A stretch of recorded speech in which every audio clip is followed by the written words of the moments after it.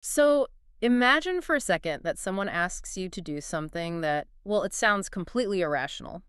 Okay, I'm listening. Right. So they point to this massive, I mean, like a 400-pound, highly customized living room recliner.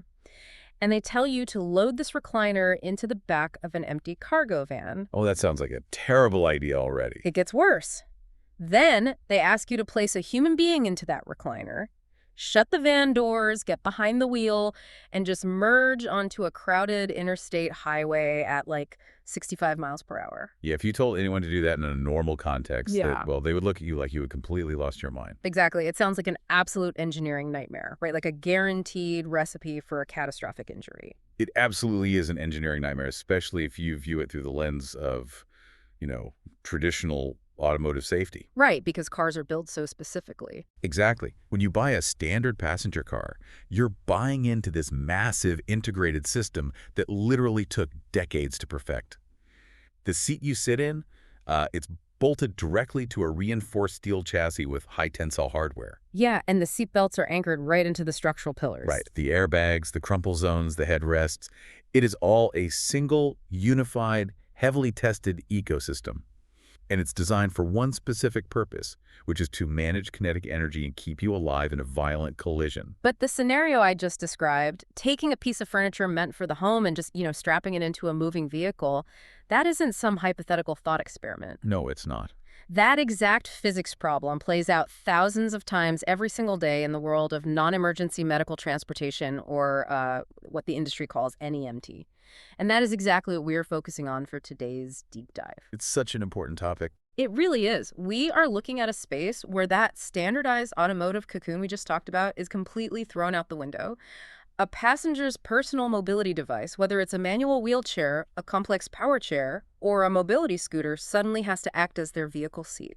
And that introduces this massive paradox, Yeah. because think about what a wheelchair is actually built to do. It's built for mobility. Exactly. It's optimized for independence, for indoor maneuverability, for getting through narrow doorways, and for providing really highly specialized day-long postural support to the person using it. Right. A power wheelchair is a brilliant piece of medical technology. I mean, truly, but structurally. Right. It was never inherently designed to withstand the violent, multi-directional, massive shearing forces of a motor vehicle crash. It's built for gravity pulling down at 1G. Right. Not for a 30-mile-per-hour sudden deceleration that suddenly multiplies its mass by 20 times. Which brings us to the core mission of our deep dive today for you, the listener. How do we bridge that terrifying gap between a medical device and a high-speed automotive environment? It's a huge gap. It is. And the answer lies in a vital safety mechanism known as WTOS, that stands for Wheelchair Tie-Down and Occupant Restraint Systems. To unpack all of this, we're drawing from an incredibly detailed, comprehensive piece of source material by SwiftAid Transport. It's titled WTOers Awareness: How NMT Drivers Should Secure Wheelchairs, Power Chairs, and Mobility Scooters. And what really stands out to me in that SwiftAid material isn't just the technical instructions, although those are vital, obviously.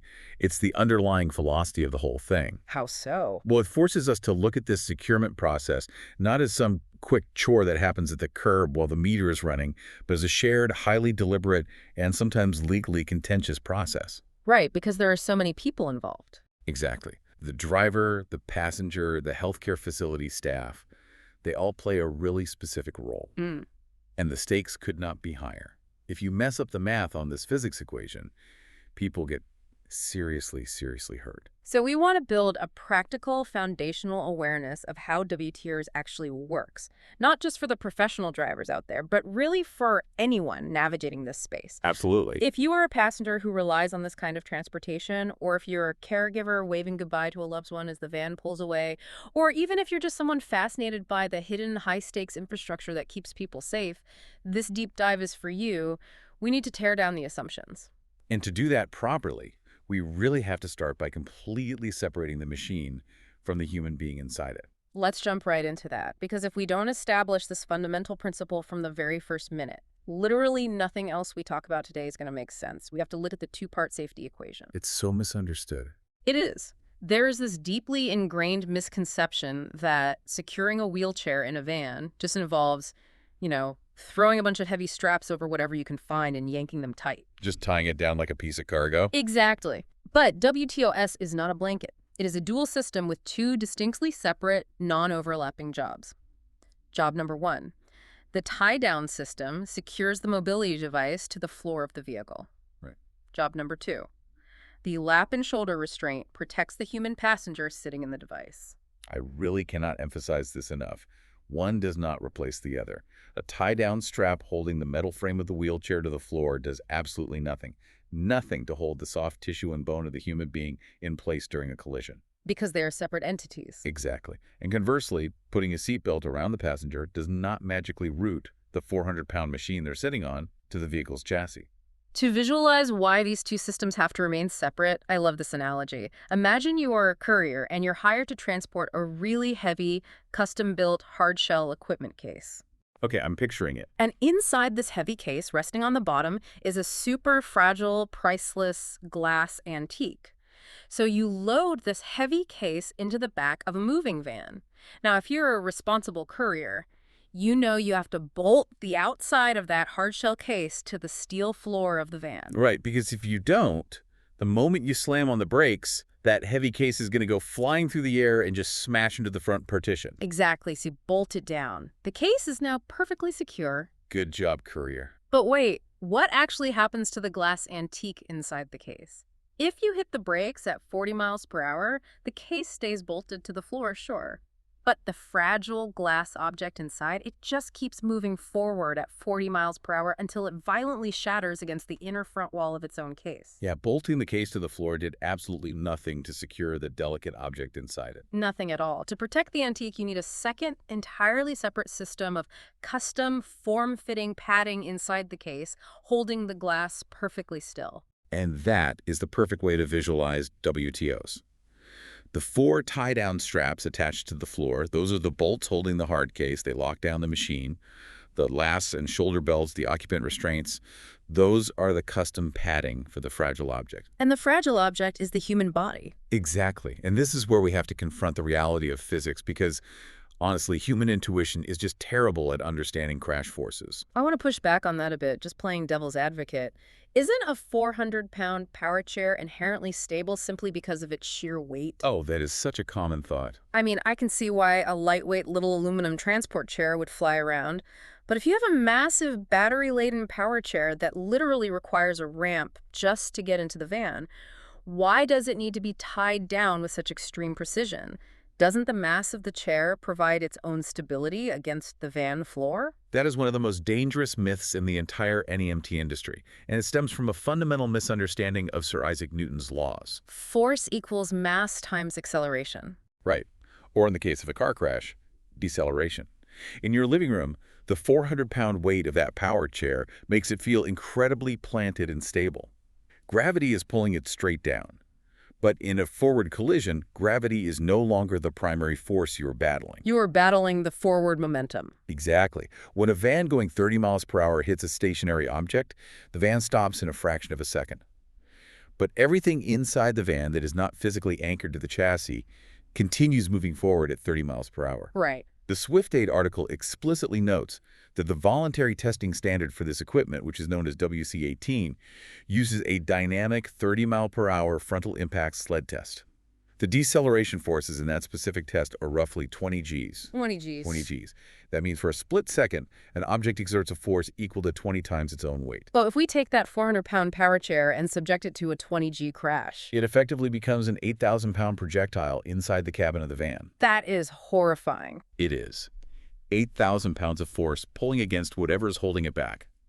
If it is not tied down properly, it will rip straight through the seats in front of it, devastating the passenger sitting in it and potentially killing the driver. Wow. So, to answer your question, no, the sheer weight of a power chair does not make it safer.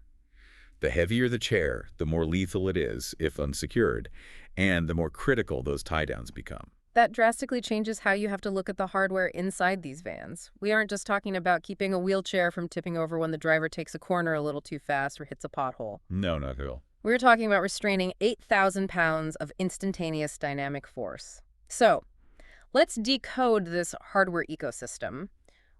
What exactly is a driver working with here? Because looking in the back of an NEMT van, it isn't just a handful of random ropes and carabiners someone bought at a hardware store. Definitely not. It is highly specialized gear, and it all starts with the foundation, right? The vehicle anchorages. Yes, the anchorages are the points where the entire WTOR system interfaces with the vehicle itself. And you have to remember, a tie-down strap is only as strong as the piece of metal it is attached to on the floor. If you look at the floor of a modern accessible van, the most common anchorage system you will see is called L-track. Right. It looks like a long, recessed aluminum channel running along the floorboards. Inside this channel, there is a continuous series of these scalloped circular openings spaced about an inch apart.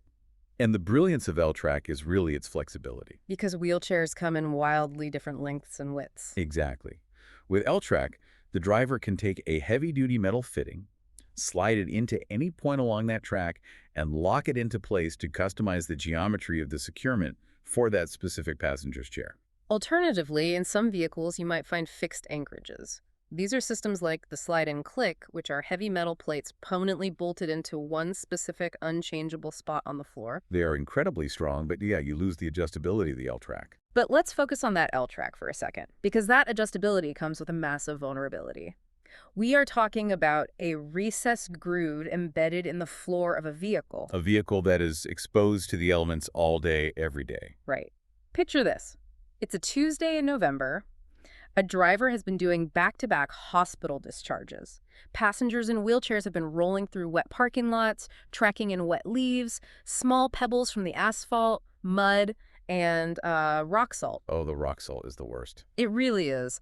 All of that debris falls off the tires and gets packed directly down into that recessed L-track on the floor. Which brings us to the driver's strict, non-negotiable responsibility to inspect the equipment before a passenger ever boards. That's so critical. If you have a tie-down fitting, which usually operates with a spring-loaded metal plunger that drops down into the scalloped hole of the L-track to lock it in place, that plunger needs a completely clean hole to drop into. I can easily see a driver who is running like 15 minutes late, just pushing the fitting down into the track, hearing a metallic scraping sound, wiggling it once and thinking, well, it's in there tight enough. And that is exactly how fatalities happen. If there is a piece of packed mud or a tiny pebble at the bottom of that L-track hole, the locking plunger cannot extend fully downward. It's physically blocked. Right. It might feel snug to the touch simply because it is wedged against the dirt, but mechanically, the steel locking pin has not engaged the lip of the aluminum track. You are relying entirely on the friction of a pebble to hold back an 8,000-pound crash load. That's insane. The moment the van hits a severe bump or slams on the brakes, that fitting will violently pop straight out of the track. The driver must physically, visually inspect the track, clean it out with a brush if necessary, and ensure they hear and feel the positive mechanical click of the plunger fully seating. And it doesn't stop at the floor tracks. The hardware attached to those tracks, the tie-downs themselves, requires the exact same level of scrutiny. Most modern vans use automatic or self-locking retractors. Think of these like heavy-duty, miniaturized seatbelt spools designed specifically to hook onto the wheelchair. You pull the webbing out, attach it to the chair, and the internal spring automatically retracts the slack so you don't have loose straps just dragging on the floor. But automatic is a very dangerous word in this context because it implies it's mistake-proof. These retractors are complex mechanical devices housing coiled springs, locking gears, and woven nylon webbing. What specifically is a driver looking for when they inspect a retractor? First, the webbing itself. Nylon is incredibly strong under tension, but it is highly vulnerable to cuts and abrasion. Like if it gets run over by a wheelchair tire. Exactly. If a strap has been left dragging on the ground, or if a previous driver mistakenly routed it over a sharp metal edge of a wheelchair, the edges of the webbing can become frayed. A tiny half-inch cut in the side of a 2-inch nylon strap might reduce its overall tensile strength by 50% or more. Because in a crash, all that kinetic energy concentrates on the weakest point of the fabric. Precisely. Stress concentration. The strap will snap right at the fray. The driver also needs to check the internal mechanism. Does the webbing retract smoothly? Is the release lever bent from someone kicking it? Is there any biological contamination? And if there is? If the equipment is compromised in any way, the driver must pull it from service immediately. No exceptions. Okay, let's pause here because this introduces a scenario that I think trips up a lot of people in this industry, and it revolves around a very specific set of testing standards mentioned in the SwiftAid material. Ah, yes. The alphabet soup. Exactly. You brought up the WC18 standard earlier, but the documentation heavily emphasizes the difference between WC18 and WC19. Let's clarify this because it honestly sounds like bureaucratic jargon, but the physical distinction between the two is incredibly important. It really is a tale of two entirely different manufacturing industries trying to meet in the middle to solve a shared physics problem. Let's break it down. WC18 applies exclusively to the gear permanently installed in the transportation vehicle. Right, the van stuff. Exactly. When you hear WC18, think of the van. It is the testing standard for the wheelchair tie-down and occupant restraint systems. The L-track on the floor, the retractors, the vehicle seatbelts that go around the passenger. If those components pass the dynamic 30-mile-per-hour sled test, they are WC18 compliant. The van modifier makes sure this equipment is up to spec. Now, switch your focus to the mobility device itself. WC19 applies exclusively to the wheelchair. Okay. Historically, wheelchair manufacturers built chairs for mobility, not for vehicular transport. But as the need for NEMT grew, the industry realized they needed chairs that could survive a car crash. A WC19 compliant wheelchair is a specific mobility device that the manufacturer has engineered, crash tested, and officially approved to be used as a forward-facing seat in a motor vehicle. And you can usually spot a WC19 chair quite easily, right? Yes, very easily. If a manufacturer goes through the immense expense of engineering a chair to withstand WC19 crash testing, they are going to make it obvious. The chair will typically feature 4 very clear, highly visible securement points. It's like big metal loops. Exactly. Usually these are heavy-duty closed-loop metal brackets welded directly to the primary structural frame of the chair. They might be painted bright yellow or have a clear hook symbol on them. Some WC19 chairs even come with an integrated crash-worthy pelvic belt bolted directly to the frame of the chair itself. That sounds like an absolute dream for a driver. You roll the chair in, look for the 4 metal loops, hook the WC18 retractors to the WC19 loops, and you know the system is structurally sound. It's the ideal scenario. But let's deal in reality. If I am an NEMT driver and I pull up to a house and the passenger rolls out in a standard, complex, older manual wheelchair that absolutely does not have a WC19 compliance sticker and does not have those convenient welded loops, does that mean I cannot legally or safely transport them? That is exactly the kind of friction point drivers hit every single shift. And the answer is no. A lack of a WC19 label does not mean you automatically refuse the ride. Okay, that's good. But it means your job just got significantly harder.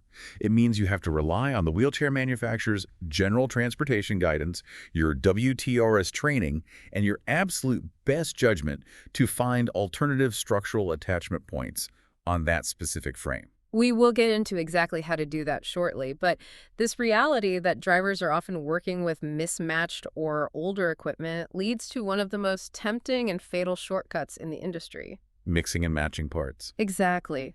Imagine a driver is doing their pre-trip inspection on an older van that uses manual buckle-style tie-down straps instead of automatic retractors. They notice one of the rear straps is heavily frayed and unsafe, but they have a newer van sitting right next to them in the parking lot. I see where this is going. Right. They think, I'll just grab a retractor from the new van, clip it into the floor track of my old van, and I'm good to go. A tie-down is a tie-down. I mean, I see the logic. If it clicks into the floor, why wouldn't it work? Because WTRS components are not generic, interchangeable Lego bricks.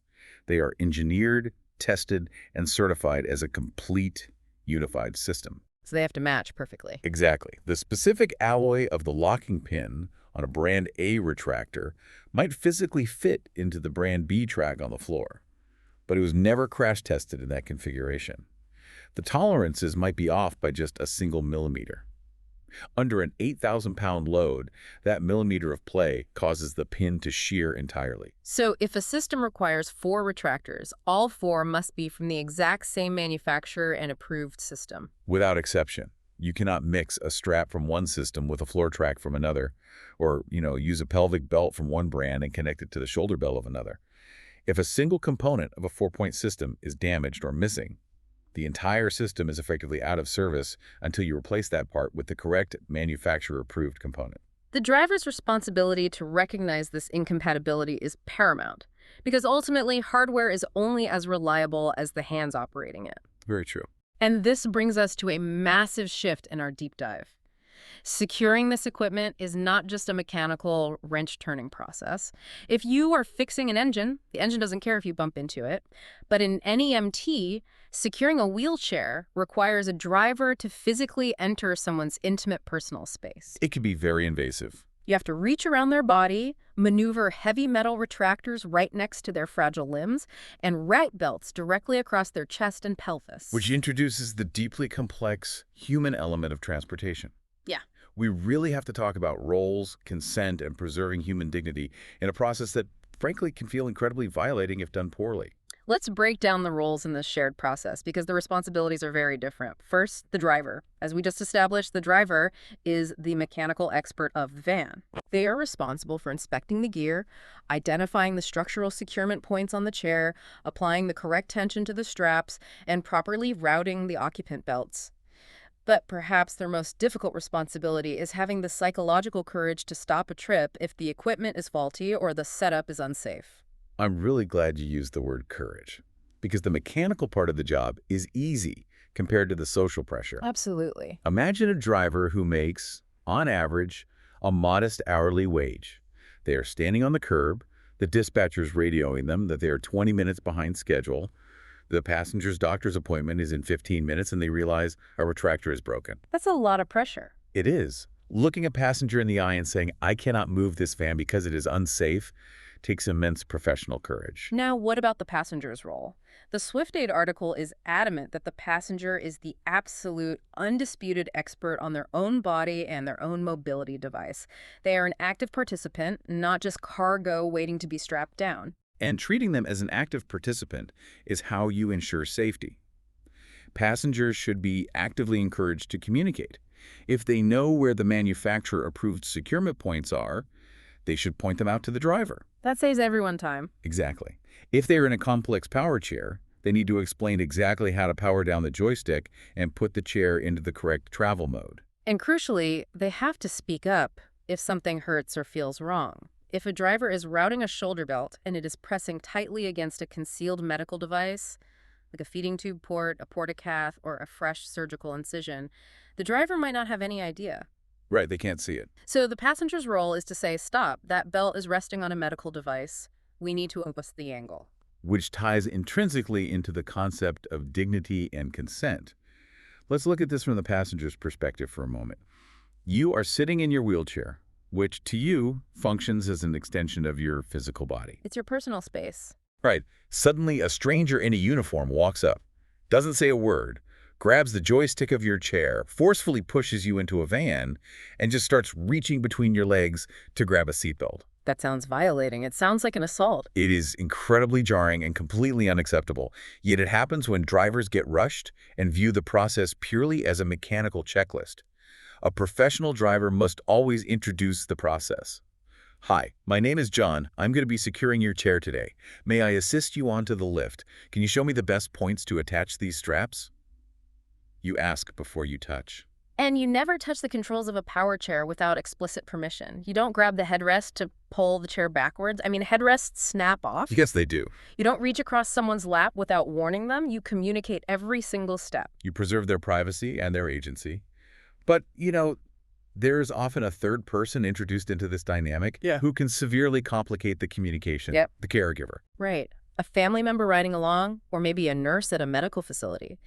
Caregivers are vital. They can hand the driver that incredibly dense 50-page user manual for a custom power chair. Which is super helpful. Yeah.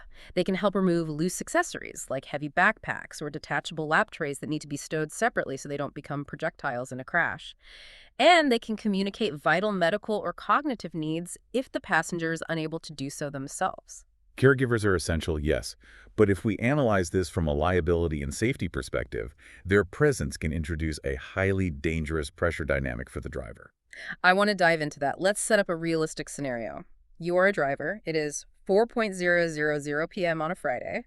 You pull your van up to a chaotic, incredibly busy outpatient dialysis center. Worst time of day. The transport schedule is already blown. You're 30 minutes late. A very stressed, overworked head nurse wheels the patient out to the lift. The nurse taps their watch, looks at you and says, "Look, We are in a huge rush. His blood pressure is dropping. Just throw the 2 back straps on the chair. You don't need the front ones. It's a 5-minute drive to his house. Just get him home. What does the driver do in that situation? That is the ultimate test of a driver's training, because the human instinct is to comply with authority. Sure. The nurse is a medical professional. They're giving an instruction. The patient is clearly tired. The driver wants to be helpful and avoid a confrontation on the sidewalk. But wait, if a registered medical professional gives the driver an instruction regarding patient transport, doesn't the driver have to listen? Absolutely not. And this is a massive point of legal liability. The expert analysis is unequivocal here. A caregiver's presence or a caregiver's direct instructions never under any circumstances transfers the liability or the responsibility for vehicular safety away from the trained transportation driver. So the driver is on the hook. 100%. If the driver listens to that nurse, uses only 2 straps, skips the front tie-downs, and gets into a fender bender at an intersection, causing the wheelchair to spin and the patient to fall and break a hip, the nurse is not liable for that crash. The driver and the transportation provider bear all of the liability. Because the nurse is a medical expert, but the driver is the designated expert on WTORS physics. Exactly. A transportation provider reduces their liability through competent, repeatable, unyielding practice. You don't reduce risk by taking a shortcut to appease a stressed facility worker. That makes total sense. The correct response from the driver is to stand their ground professionally. You say something like, I completely understand the urgency and I will work as efficiently as possible, but state law and company policy prohibit me from moving this vehicle until all 4 points and the occupant restraint are fully secured. It is for the patient's safety. So assuming the driver navigates that social pressure, roles are established, consent is given, and everyone is on the same page. Now, the physical process of actually locking down the wheelchair can finally begin. The securement dance. Exactly. Let's walk through the securement dance, step by step, for a standard 4-point forward-facing system. Step 1 is positioning. And I cannot overstate how important the geometry of the chair in the van is. You have to center the mobility device within the designated securement area of the vehicle. And crucially, you want it facing straight forward. The SwiftAid guidance explicitly warns drivers against turning a forward-facing WTRS system into a side-facing arrangement. Yes, that is so dangerous. I've seen this happen. A van is crowded, so the driver pivots one wheelchair sideways just to create an aisle for someone else to walk past. Which completely invalidates the crash testing. Remember the 30-mile-per-hour sled test we talked about? The 20 Gs, yeah. Right. It tests the system assuming the forward momentum of a crash. If you turn a wheelchair sideways, you are exposing the weakest part of the chair's frame, the side profile, to the most violent force. A side-facing wheelchair will collapse laterally in a forward collision, and the passenger will be thrown completely out of the belts. The chair must face forward. Once the chair is centered and facing forward, you power it down. If it is a power chair, you follow the passenger's instructions on whether to leave it in drive mode or park mode. And let's clarify a dangerous shortcut here.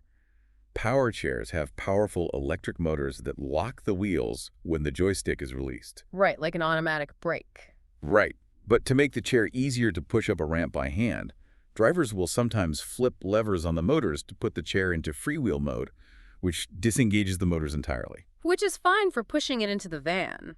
But once it's inside... Once it is positioned, you must re-engage the motors. If you leave it in freewheel mode, you have completely disabled the internal braking mechanism of a 400-pound machine. Even with tie-downs, you are introducing a terrifying amount of mechanical slack into the system. Okay, so the chair is centered, forward-facing, and the motors are locked. Now we lay out the 4 tie-downs. 2 in the front, pulling forward. 2 in the rear, pulling backward. You pull the webbing from the L-track retractors toward the chair, but you can't just slap them on however they fall. No, absolutely not. You mentioned earlier that twisted webbing loses strength. How exactly does a twist cause the belt to fail? Think about how nylon webbing is woven. It is a flat, 2-inch wide strap designed to distribute the immense kinetic load of a crash evenly across hundreds of vertical fibers. So they all share the weight. Right. If you twist the strap, you disrupt that load path. Suddenly, all the tension is concentrated on just a few overlapping fibers at the edge of the twist. Those fibers will exceed their braking strength instantly and snap, causing a chain reaction that tears the entire belt in half in a millisecond. The webbing must remain perfectly flat from the retractor to the hook. And the angle of the straps matters immensely. Let's use an analogy here. Securing a wheelchair with 4 points is exactly like pitching a tall tent in a high wind area. Well, I like. If you only peg down the front 2 corners of the tent, a gust of wind from the back will just flip the whole thing forward. You need opposing tension. That's a really great way to look at it. But it's not just about front and back, it's about the angles. If you take the tie-down straps and run them perfectly vertical straight down from the wheelchair frame to the floor directly underneath it, what happens? You've created zero lateral stability. A vertical strap only stops the chair from floating straight up into the ceiling. It does nothing to stop the chair from sliding sideways or tipping over if the van takes a sharp turn. So they have to be angled out. Yes. Similarly, if the straps run perfectly parallel to each other, they lose effectiveness. To create that stable tent footprint, the straps must splay outward slightly. The front straps pull forward and out to the sides. The rear straps pull backward and out to the sides. You are creating a wide, geometric web of opposing tension that locks the rectangular base of the chair to the flat plane of the floor. But the real puzzle for the driver, the moment with human judgment is tested the most, is step 3. Finding the actual attachment points on the wheelchair itself. This is the gauntlet. If the chair does not have those convenient yellow-painted WC19 marked loops we talked about, the driver has to stare at a complex mass of metal, plastic wiring, and batteries and find a structural point. The rule is you must find strong, welded, continuous frame members, but it is incredibly easy to guess wrong. So let's talk about the do not hook list, because knowing what not to hook onto is often more important than knowing what to hook. Let's start with a major myth. Any thick, solid-looking metal part is safe for a tie-down hook. It makes intuitive sense, right? You look at a power chair and see a thick, robust metal bar protruding near the floor. It looks like a perfect anchor point, so the driver hooks a strap to it. But what if that bar is the anti-tip mechanism? Then the driver has just created a lethal setup. Let's break down the mechanics of an anti-tip bar. It is a metal tube with small wheels extending from the rear of the chair. Its sole engineering purpose is to withstand about 30 or 40 pounds of downward vertical force if the chair starts to tip backward when going up a steep ramp. So it's pretty flimsy, structurally speaking. Exactly. It is designed to take a light vertical load. It is absolutely not designed to withstand 8,000 pounds of horizontal shearing force pulling backward in a crash. If you hook a tie down to an anti-tip bar, the shear force will snap the welds instantly, tearing the bar right off the chair. What about the main wheels? I see people hook straps through the spokes or around the rim of the large rear wheels all the time. It seems logical the wheel is touching the floor or tie it to the floor. It is a terrible idea for several reasons. First, wheels are inherently designed to rotate. They're dynamic parts mounted to axles. The axle bearings are meant to bear the vertical weight of gravity, not massive horizontal pulling forces. If you subject an axle to lateral crash forces, it can bend or shear. That makes sense. Secondly, if the wheelchair shifts even a fraction of an inch during transport, a metal hook wrapped around a smooth rubber tire or a thin aluminum spoke will simply slide right off. You lose the securing point entirely. Then we have the footrests, the metal rigging that holds the foot plates. They look like they are part of the main frame. Footrests are perhaps the most common and dangerous mistake. Many standard manual wheelchairs are designed with removable, swing-away footrests to make it easier for the passenger to transfer in and out of the chair. Right, they just pop off. Yes. These footrests are attached to the main frame using small, quick-release pins or light-duty hinges. If you hook a heavy-duty tie-down strap to a removable footrest, the tension might feel tight when you are parked. But in a 30-mile-per-hour crash, the force will shear that quick-release pin like a twig. So the strap just holds the footrest while the chair goes flying. Precisely. Your tie-down strap will perfectly secure a detached piece of metal tubing to the floor, while the rest of the wheelchair and the passenger fly forward unrestrained. So absolutely no hooking to wheels, tires, spokes, removable footrests, armrests, anti-tip bars, or the folding cross braces underneath manual chairs, because those will just fold up on you under pressure. And you certainly never attach a heavy steel hook to the electronic joystick or a fragile headrest. Right. And we also have to consider what the strap is touching between the hook and the floor retractor. You can find a perfect welded structural frame point, but if you route the Titan nylon strap so that it presses firmly against a plastic battery box, an electric motor casing, or a brake cable, you cause massive damage. It acts like a saw. Or a vice grip. When that strap undergoes immense tension, it will crush the battery casing, it will pinch and sever a brake cable, or it will snap a fragile electrical wiring harness, completely destroying a $20,000 medical device. Finding a clear load path from the structural frame to the floor is a high-stakes spatial puzzle. So, assuming the driver solves the puzzle perfectly, they get their 4 points attached to solid structural welds. The angles are splayed out, the webbing is flat, they tighten the retractors, pulling the slack out of the system. There is one physical verification step left before they can even think about the passenger belts. The movement check. The movement check. You don't just stand back, look at the geometry and say, looks good to me. You have to physically verify the structural integrity of the tension web you just built. It's exactly. The U.S. Access Board notes that under normal vehicle operating conditions, a properly secured mobility device shouldn't move more than 2 inches in any direction. But I think it's vital to clarify what a movement check actually entails. You don't grab the chair and violently shake it back and forth as hard as you can while the passenger is sitting in it. That is a crucial distinction. The 2-inch rule is a performance requirement for the securement system, not a permission slip to give the passenger whiplash. Right. A driver should grasp a solid part of the wheelchair frame, not an armrest, not a wheel, and apply a firm, controlled push and pull force. You are checking to see if the opposing tension of the 4 straps engages immediately. Does the chair feel planted, or does it sway loosely before the straps catch?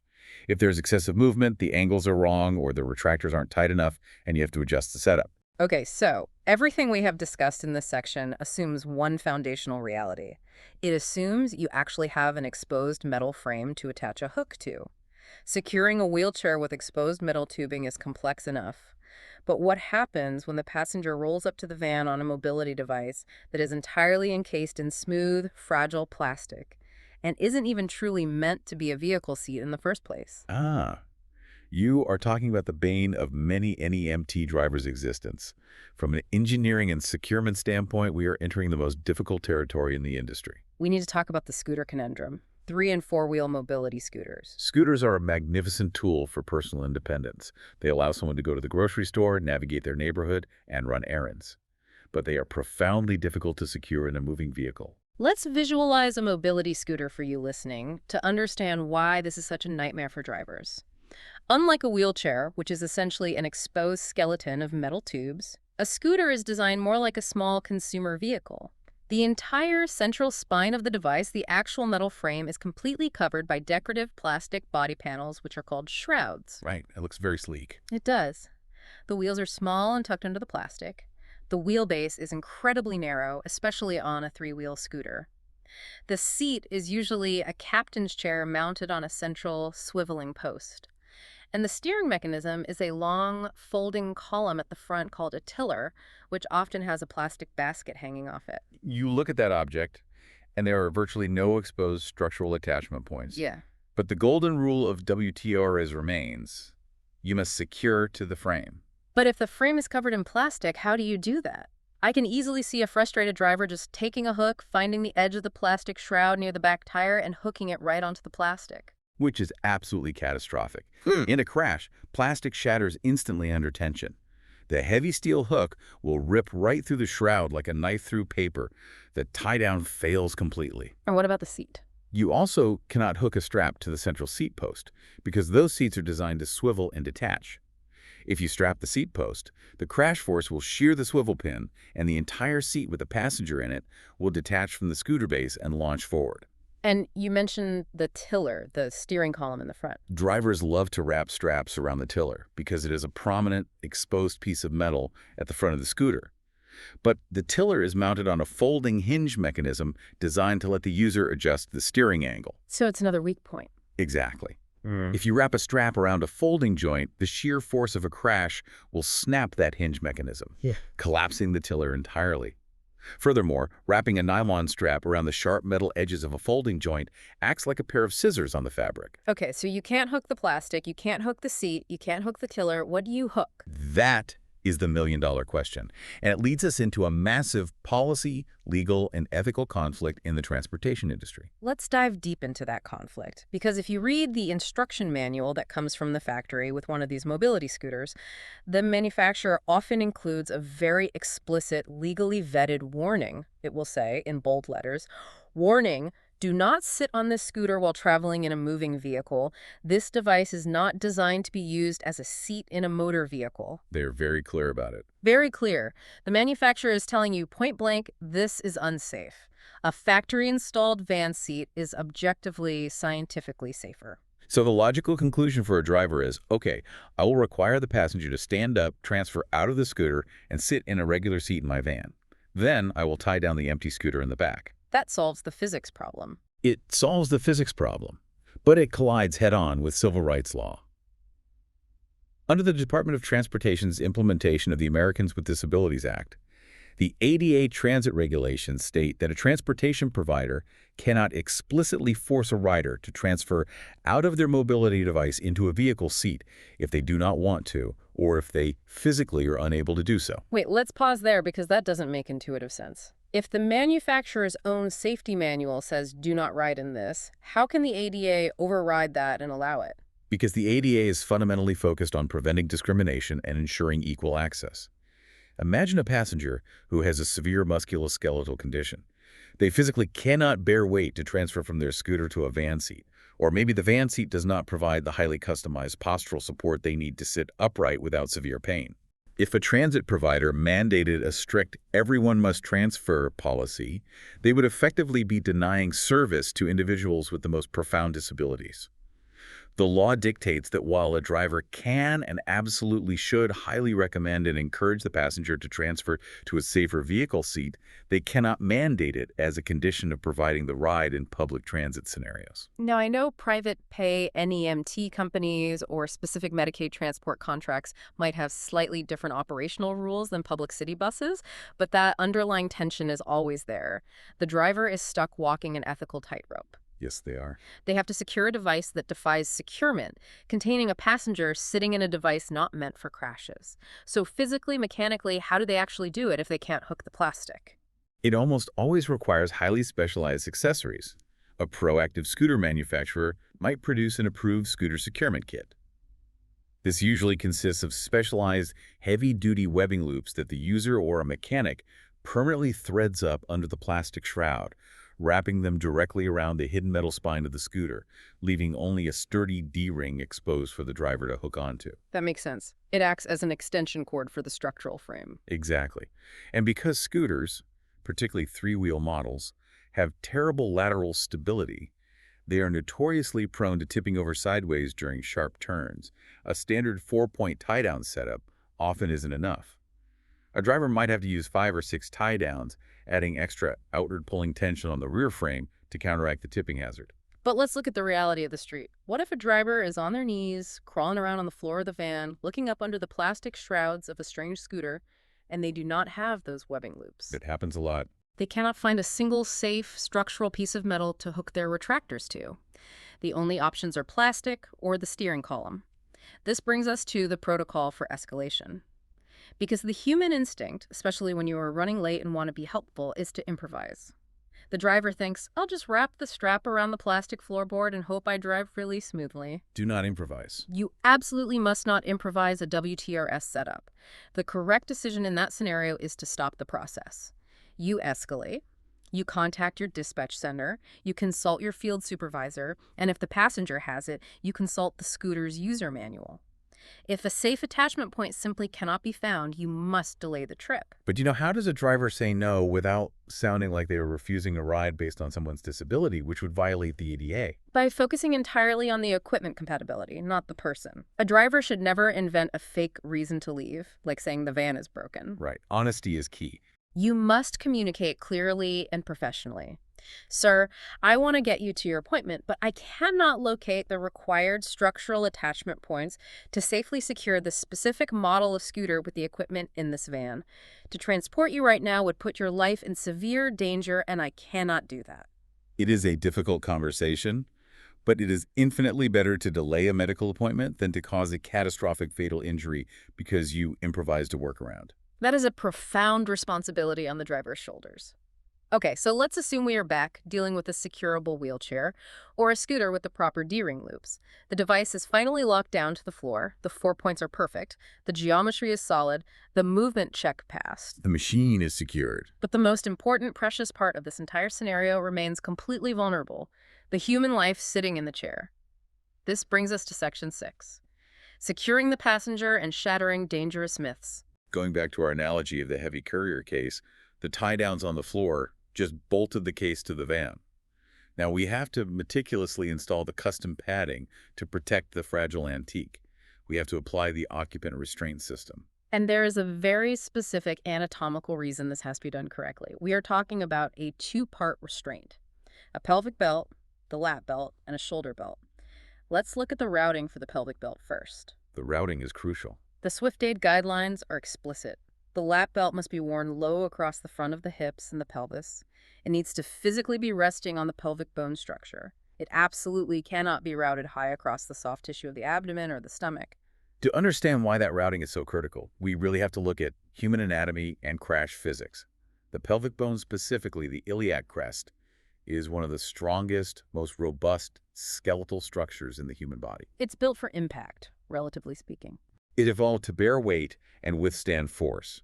In a sudden 30-mile-per-hour deceleration, if the lap belt is resting firmly against that bone, the kinetic energy of your moving body is absorbed and dispersed by the skeletal structure.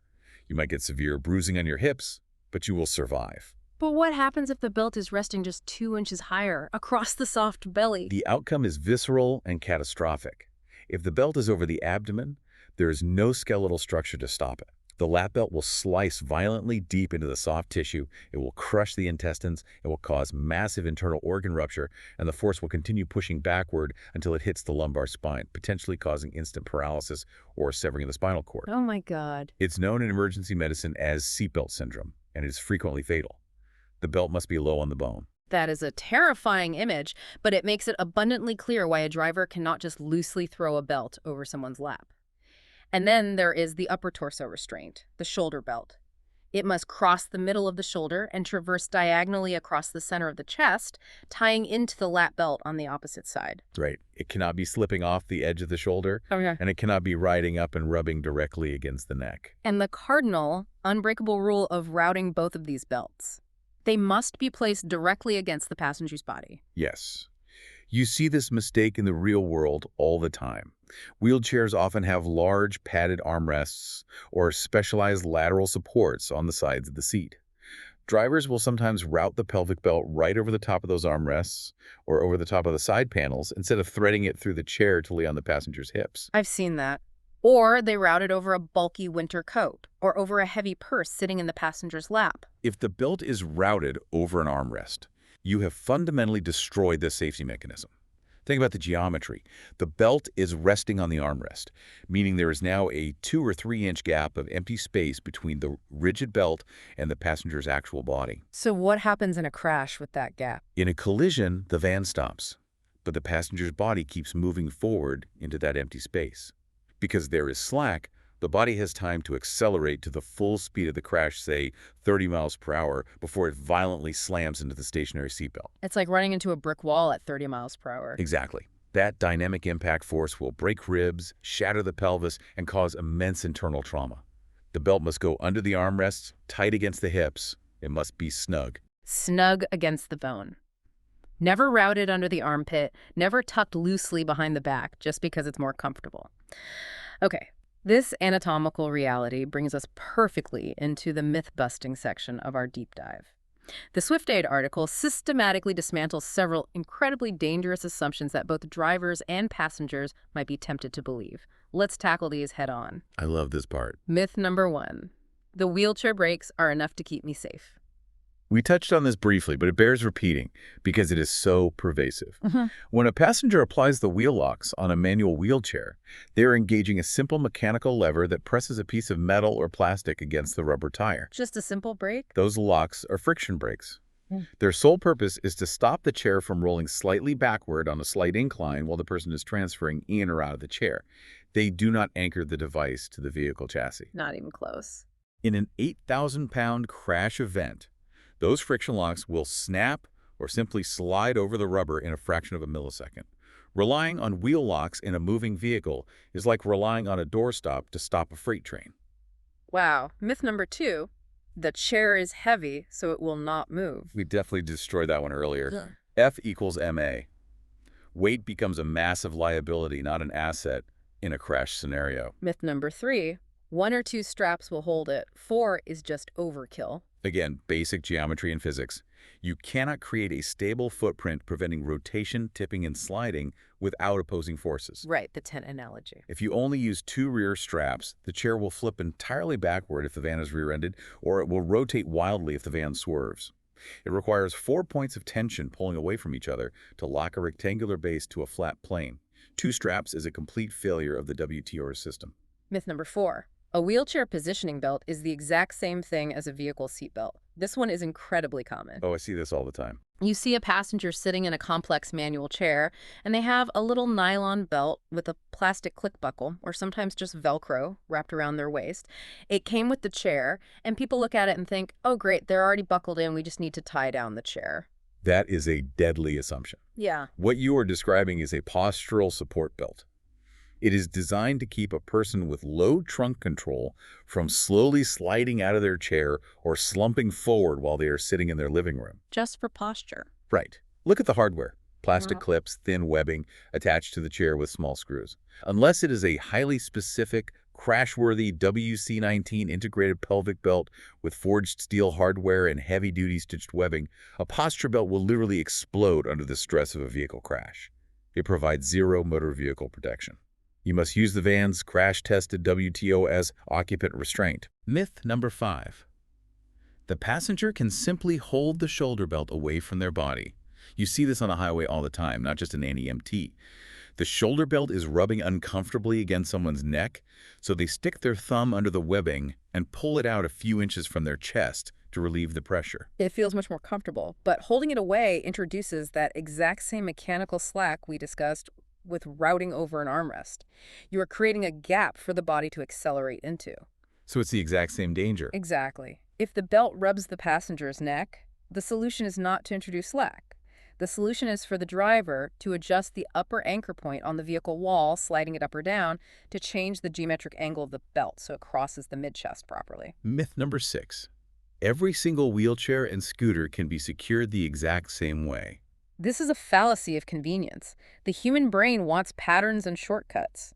But every single mobility device is highly individualized. They're all so different. A rigid frame, ultra-lightweight manual wheelchair made of titanium requires a totally different tie-down geometry and approach than a complex tilt-in-space pediatric power chair with heavy batteries, which is totally different again from a 3-wheel plastic scooter. Assuming a one-size-fits-all approach guarantees that eventually you will hook onto a fragile component and cause a disaster. Myth number 7. If the trip is running late, a partial securement is acceptable. Schedule pressure never, ever permits skipping a tie-down, ignoring a twisted belt, or routing a seatbelt over an armrest.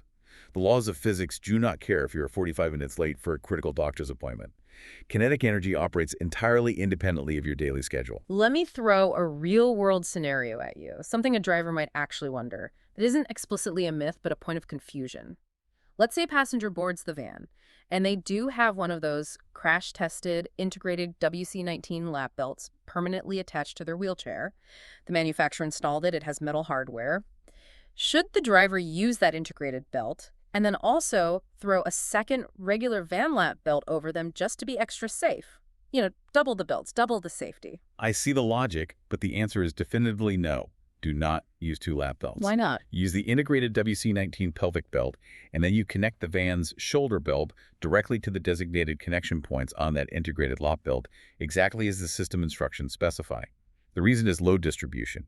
The WC-18 testing requirements actually account for the fact that a wheelchair-anchored lap belt transfers the massive crash forces of the human body directly through the wheelchair frame and down into the floor tie-downs. Oh, so it's a complete system. The entire system is structurally engineered to handle that specific load path. Adding a second redundant belt messes with the intended geometry. In a crash, you don't want 2 different belts applying uneven pressure to the pelvis. Stick to the engineered system. Okay, so we've secured the device. The 4 points are tense on structural welds. We've restrained the passenger anatomically correctly, low on the bone. We have busted the myths and avoided the shortcuts. There is only one final phase before the driver puts the van into drive and merges onto the highway. Let's move to Section 7. The final scan, the ride, and the aftermath. The final visual scan is the driver's ultimate safety net. It is the last line of defense against human error. You don't just rely on your memory of hooking things up. You don't just listen for 4 clicks, slam the doors, and hit the gas. It must be a deliberate, conscious, visual, and tactile scan of the entire environment. The SwiftAid article breaks this pre-flight scan down into 3 distinct parts. First, checking the mobility device. Is the chair stable? Is the power definitively turned off or in park mode? Are all the accessories, like heavy backpacks, portable oxygen tanks, or communication tablets, stowed away and tied down separately? Because if they aren't, they become heavy flying projectiles that could strike the passenger in the head during a sudden stop. Exactly. Second, checking the passenger themselves. Are the belts snug against the pelvic bone and across the center of the chest? Did the belt shift over an armrest while you were checking the rear tie-downs? Is vital medical tubing totally clear of the tension straps? And fundamentally, looking the passenger in the eye and asking, are you comfortable and ready? And third, checking the cabin itself.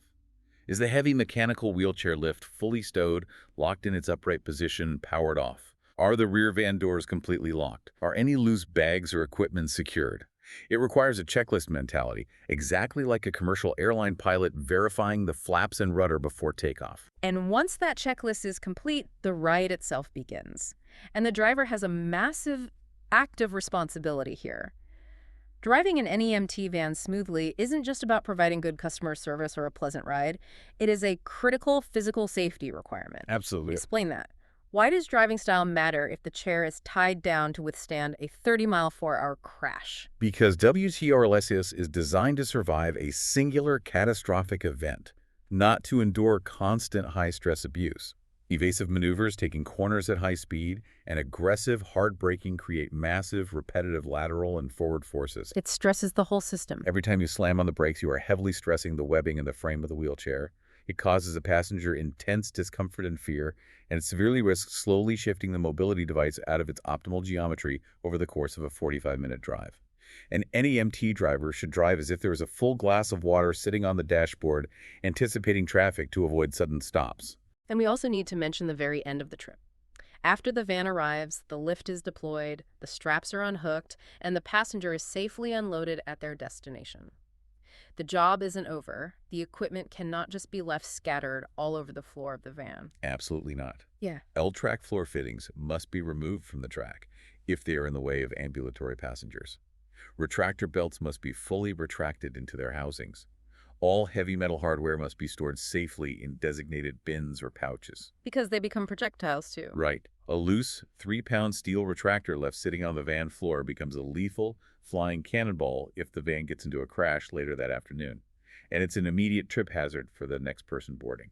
But what happens when, despite all this training, all this geometry, and all this careful driving, things go wrong? We need to explore the aftermath, the incident response. And it's crucial for everyone listening to understand how the transportation industry actually defines an incident. An incident isn't just a massive 2-car collision with deployed airbags on the highway. Exactly. The threshold for an incident is much lower in NEMT. An incident can be a sudden, hard panic stop to avoid a dog running into the road. It can be a passenger slumping over in their chair due to a medical event. It can be a tie-down strap suddenly releasing with a loud pop, or the wheelchair tipping sideways by just 1 inch during a turn. So, any unexpected movement. Any unexpected movement of the chair within the securement area or any failure of the WTRLSS hardware is an incident. If any of those things happen, there is a strict immediate protocol. The driver's first instinct might be to just keep driving and pretend it didn't happen, but that is the worst possible choice. The driver must pull over and stop the vehicle safely as soon as possible. Then, they assess the passenger immediately. Check for injuries. If there is any sign of physical injury, distress, or if a passenger's head struck the window, the driver calls 911. You do not play doctor. You do not offer medical advice. You get paramedics on scene. Then, you notify your dispatch center. And here is the critical part regarding documentation and liability. Record objective facts. Do not write down opinions, do not write down your emotions, and do not write down guesses about what happened. Just the facts? Note the exact time, the exact location, what specific equipment was being used, which attachment points on the chair were utilized, and any observed damage to the chair or the straps. If company policy and patient privacy laws permit it, and you must be careful not to photograph the patient's face. Photograph the securement layout exactly as it is before you unhook or change anything. And what about the gear that failed? Say a retractor just popped open during that hard break because the locking gear stripped. You instantly pull that questionable equipment from service. You take it out of the floor track, you isolate it, you put it in a bag, you tag it with the date and the incident number, and you absolutely do not let anyone use it again until it is fully inspected, dismantled, or replaced according to the manufacturer and your company's safety procedure. I really appreciate how the SwiftAid article frames this entire aftermath process. The goal of this documentation isn't to create some slick corporate story to protect the transportation company from a lawsuit. The goal is to preserve reality. Exactly. It is to figure out exactly what mechanical component failed or exactly what human error occurred and to use that data to prevent it from ever happening to another passenger again. It's about building a culture of transparency, continuous learning, and accountability, rather than a culture of cover-ups and shortcuts. Okay, let's take a deep breath, step back, and summarize this incredible, dense journey we've been on today. We've covered a massive amount of physical and psychological ground. We started with the foundational two-part equation. The absolute necessity of securing the mobility device to the floor separately from restraining the human passenger to the vehicle. The courier and the antique. We decoded the complex, heavy-duty hardware of L-tracks, locking plungers and retractors, and clarified the vital difference between WC-18 van equipment and WC-19 crash-tested wheelchairs. We explored the delicate, high-stakes human element of dignity, explicit consent, and the psychological courage required to resist the pressure of rushed caregivers and facility nurses. We walked step by step through the precise geometry of four-point securement, pitching the tent with opposing tension.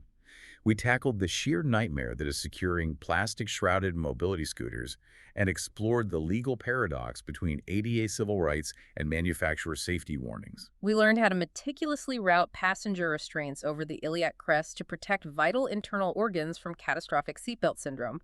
And finally, we dismantled the most dangerous myths in the industry, like relying on wheel locks or the sheer weight of a chair, and established the rigorous protocols for pre-flight visual checks and post-incident documentation. And the ultimate takeaway here is that a wheelchair or a mobility scooter is never, ever secured simply because a driver attached a heavy strap to something. Right. It is only secured when the correct, uncompromised, fully functional system connects to the proper structural frame points. It is only secured when the passenger is properly and anatomically restrained. And it is only secured when the entire geometric setup is visually and physically verified through a controlled movement check. Before we sign off, I want to leave you with something to ponder, a bit of a provocative thought experiment to build on everything we've discussed over the last hour. Right now, in 2026, we view WTORs as a retrofitted solution. We are taking highly customized medical devices built primarily for living room and sidewalk mobility, and we are forcing them to act as motor vehicle seats through this incredibly complex web of straps, floor tracks, and fallible human judgment. It requires intense training, mechanical empathy, and constant vigilance to overcome the inherent mismatch of these two vastly different engineering worlds. It really is a patch, a very good, heavily tested, life-saving patch, but structurally speaking, it is still a patch. Exactly. But what if the future of accessibility isn't about inventing stronger nylon straps or training drivers to be better at high-pressure geometric puzzles? What do you mean? What if the future is a universal, standardized docking architecture built directly into the chassis of every single new wheelchair, scooter, and accessible vehicle from day one of manufacturing? Imagine a world where a passenger in a wheelchair rolls into an NEMT van, positions themselves over a mechanized floor plate, and seamlessly, automatically locks directly into the chassis of the vehicle with the exact same standardized, tested precision as a factory car seat. No straps, no finding welded joints, no reaching around passengers to rope belts. It would entirely remove human error, guessing games, and complex strap geometry from the physics equation forever. Wow, that would change the entire paradigm of the industry. It brings us right back to where we started this deep dive, doesn't it? That inherent expectation of precision we have when we get into our own cars, pull the seatbelt across our chest, hear that little click, and implicitly know the math is handled. Everyone, regardless of their mobility needs, deserves that exact same standardized cocoon of safety. Thank you for joining us on this deep dive. Keep questioning the everyday systems that keep us safe, look closer at the invisible engineering and the physics around you, and we'll catch you next time.